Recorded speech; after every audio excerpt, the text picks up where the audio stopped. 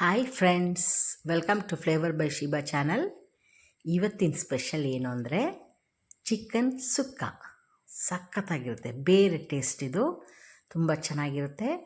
ನನ್ನ ಚಾನಲ್ನ ಯಾರು ಇನ್ನೂ ಸಬ್ಸ್ಕ್ರೈಬ್ ಮಾಡ್ಕೊಂಡಿಲ್ಲ ಅವ್ರು ದಯವಿಟ್ಟು ಮಾಡ್ಕೊಳ್ಳಿ. ಹಾಗೆ ಡೈಲಿ ನನ್ನ ವೀಡಿಯೋಸ್ನ ವಾಚ್ ಮಾಡ್ತಾಯಿರಿ. ಮತ್ತು ನಿಮಗೆ ಅದು ನೋಡಿ ಖುಷಿ ಅನಿಸಿದ್ರೆ ಒಂದು ಲೈಕ್ ಕೊಡಿ. ಹಾಗೆ ಮನೇಲಿ ನೀವು ಒಂದು ಸಲ ಇದನ್ನು ಟ್ರೈ ಮಾಡಿ ನೋಡಬೇಕು. ನೋಡಿ, ಒಂದು ಅರ್ಧ ಹೋಳಷ್ಟು ತೆಂಗಿನಕಾಯಿ ತೊಗೊಂಡಿದ್ದೀನಿ, ಚಿಕ್ಕ ತೆಂಗಿನಕಾಯಿ. ಅದನ್ನು ಮಿಕ್ಸಿ ಜಾರ್ಗೆ ಹಾಕ್ಕೊಂಬಿಟ್ಟು ತರಿಯಾಗಿ ಹಿಂಗೆ ಮಿಕ್ಸಿ ಜಾರಲ್ಲಿ ಪೌಡ್ರ್ ಮಾಡ್ಕೊಳ್ಬೇಕು. ನೀರು ಹಾಕಬೇಡಿ, ಅದನ್ನು ತೆಗೆದಿಟ್ಕೊಂಬಿಡಿ, ಆಯಿತಾ. ಆಮೇಲೆ ಒಂದು ಬಾಣಲಿ ಇಡಬೇಕು. ಬಾಣಲಿಲಿ ಸ್ವಲ್ಪ ಎಣ್ಣೆ ಹಾಕಿ, ಸ್ವಲ್ಪ ಜಾಸ್ತಿನೇ ಹಾಕಿ, ಎಲ್ಲದಕ್ಕೂ ಬೇಕು ನಮಗೆ, ಅದಕ್ಕೆ ಸ್ವಲ್ಪ ಜಾಸ್ತಿನೇ ಹಾಕ್ಕೊಳ್ಳಿ. ಎಣ್ಣೆನ ಹಾಕ್ಕೊಂಬಿಟ್ಟು ಒಂದು 2 ಈರುಳ್ಳಿ, ದೊಡ್ಡ ಸೈಜ್ದು ಆನಿಯನ್ನ ಸ್ಲೈಸಾಗಿ ಕಟ್ ಮಾಡಿಬಿಟ್ಟು ಅದನ್ನು ಚೆನ್ನಾಗಿ ಬ್ರೌನ್ ಕಲರ್ ಬರೋವರೆಗೂ ಫ್ರೈ ಮಾಡ್ಕೊಳ್ಬೇಕು. ಎಣ್ಣೆ ಬಿಸಿ ಆಗೋ ತನಕ ಅಷ್ಟೇ ಫುಲ್ ಫ್ಲೇಮಲ್ಲಿ ಇರಬೇಕು ಸ್ಟವ್ವು. ಆಮೇಲೆ ಅದನ್ನು ಸಿಮ್ಮಲ್ಲಿ ಇಟ್ಕೊಂಡು ಫ್ರೈ ಮಾಡಬೇಕು. ಒಂದು ಕಲರ್ ಬರುತ್ತೆ ಬ್ರೌನ್ ಕಲರ್, ಅಲ್ಲಿವರೆಗೂ ಅದನ್ನು ಚೆಂದ ಫ್ರೈ ಮಾಡ್ಕೊಳ್ಳಿ. ಈ ಥರ ಫ್ರೈ ಆದಮೇಲೆ ನೋಡಿ, ಕಲರ್ ನೋಡಿ ಈ ಥರ ಇದೆ ನೋಡಿ.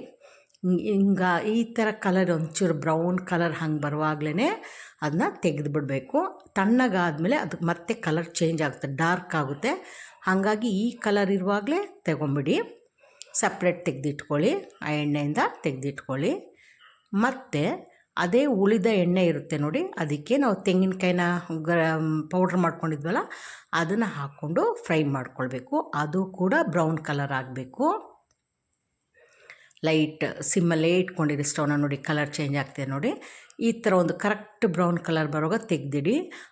ಅದು ಕೂಡ ತಣ್ಣಗಾದಮೇಲೆ ಸ್ವಲ್ಪ ಡಾರ್ಕ್ ಕಲರ್ ಆಗ್ತದೆ. ಅದಕ್ಕೆ ಇಲ್ಲಿರುವಾಗಲೇ ಡಾರ್ಕ್ ಮಾಡಿಬಿಡ್ಬೇಡಿ, ಈ ಥರ ಬ್ರೌನ್ ಇರುವಾಗಲೇ ತೆಗೆದಿಟ್ಕೊಂಬಿಡಿ, ಆಯಿತಾ. ಇದಿಷ್ಟು ರೆಡಿಯಾಗಿರುತ್ತೆ ನೋಡಿ. ತಣ್ಣಗಾದ್ಮೇಲೆ ಕಲರ್ ನೋಡಿ ಹೆಂಗೆ ಚೇಂಜ್ ಆಗುತ್ತೆ. ಅದಕ್ಕೆ ಈಗ ನಾನೊಂದು ಅರ್ಧ kg ಚಿಕನ್ ತೊಗೊಂಡಿದ್ದೀನಿ. ಆ ಚಿಕನ್ನ ಏನು ಮಾಡಬೇಕು ಅಂತ ಹೇಳಿದ್ರೆ, ಅದೇ ಎಣ್ಣೆ ಇತ್ತು ನೋಡಿ ಬಾಣಲಿಲಿ, ಈರುಳ್ಳಿ ತೆಂಗಿನಕಾಯಿ ಹುರಿದಂಥ ಎಣ್ಣೆಲೇ ಆ ಬಾಣಲಿಗೆ ಫಸ್ಟು 4 ಹಸಿಮೆಣಸಿನ್ಕಾಯಿ, ಸ್ವಲ್ಪ ಕರಿಬೇವಿನ ಸೊಪ್ಪು ಹಾಕ್ತಾಯಿದ್ದೀನಿ. ಅದು ಚೆನ್ನಾಗಿ ಫ್ರೈ ಆಗಲಿ, ಆಯಿತಾ. ಒಂಥರ ಬೇರೆ ಟೇಸ್ಟು ತುಂಬ ಚೆನ್ನಾಗಿ ಅನಿಸುತ್ತೆ ನೋಡಿ.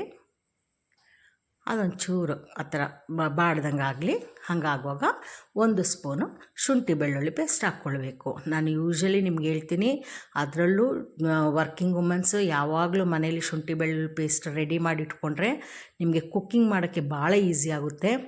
ನಾನು ಪೆಪ್ಪರ್ ಪೌಡರ್, ಜೀರಾ ಪೌಡರ್ ಮತ್ತು ಗರಂ ಮಸಾಲ ಪೌಡರ್, ಅದೆಲ್ಲ ಏಲಕ್ಕಿದು ಪೌಡರ್, ಅದನ್ನೆಲ್ಲ ನಾನು ರೆಡಿ ಮಾಡಿ ಇಟ್ಕೊಂಡಿರ್ತೀನಿ ನೋಡಿ. ಈಗ 1 ಸ್ಪೂನು ಅಚ್ಕಾರದ ಪುಡಿ ಹಾಕ್ತಾಯಿದ್ದೀನಿ.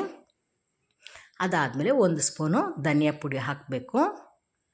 ಇದನ್ನು ಕೂಡ ಮನೇಲೇ ನಾನು ಮಾಡಿಟ್ಕೊಂಡಿರ್ತೀನಿ ಪೌಡರ್ಸ್ನೆಲ್ಲ. ಮತ್ತು ಅರಿಶಿನ ಪುಡಿ ಒಂದು ಸ್ವಲ್ಪ, ಆಮೇಲೆ ಪೆಪ್ಪರ್ ಪೌಡರು ಒಂದು ಅರ್ಧ ಸ್ಪೂನು. ಇದಿಷ್ಟನ್ನು ಹಾಕಿ ಅದೇ ಎಣ್ಣೆಲಿ ಫ್ರೈ ಮಾಡ್ಕೊಳ್ಳಿ ನೋಡಿ. ಅಷ್ಟರಲ್ಲೇ ಎಲ್ಲ ಆಗುತ್ತೆ ನೋಡಿ, ಡ್ರೈ ಆಗೋಯ್ತು ನೋಡಿ, ಆ ಥರ ಅಷ್ಟರಲ್ಲೇ ಆಗುತ್ತೆ. ಇದಿಷ್ಟು ಆಗಿ ಬರುವಾಗ ಒಂದು ಟೊಮೆಟೊ ಹಾಕ್ಕೊಳ್ಳಿ, ಸಣ್ಣ ಸಣ್ಣದಾಗಿ ಕಟ್ ಮಾಡಿಬಿಟ್ಟು. ಚಿಕ್ಕ ಟೊಮೆಟೊ ಆದರೆ 2 ಹಾಕಿ, ದೊಡ್ಡದಾದರೆ ಒಂದೇ ಒಂದು ಸಾಕು. ಸಣ್ಣದಾಗಿ ಕಟ್ ಮಾಡಿ ಹಾಕ್ಕೊಳ್ಳಿ. ಅದು ಕೂಡ ಇದು ಚೆನ್ನಾಗಿ ಬಾಡಲಿ. ಹಂಗೆ ಚೆನ್ನಾಗಿ ಬಾಡಿ ಬರುವಾಗ ನೋಡಿ, ಎಲ್ಲ ಒಂದು ಹತ್ರದಲ್ಲಾಗುತ್ತೆ ಗೊಜ್ಜಾದಂಗೆ. ಆ ಟೈಮಲ್ಲಿ ಚಿಕನ್ ಹಾಕ್ಕೊಡ್ಬೇಕು, ಆಯಿತಾ. ಚಿಕನ್ನ ಚೆನ್ನಾಗಿ ಅದರಲ್ಲೇ ಫ್ರೈ ಮಾಡಿ, ಉಪ್ಪು ಹಾಕಿ, ರುಚಿಗೆ ಎಷ್ಟು ಬೇಕಷ್ಟು ಉಪ್ಪು ಹಾಕ್ಕೊಳ್ಳಿ.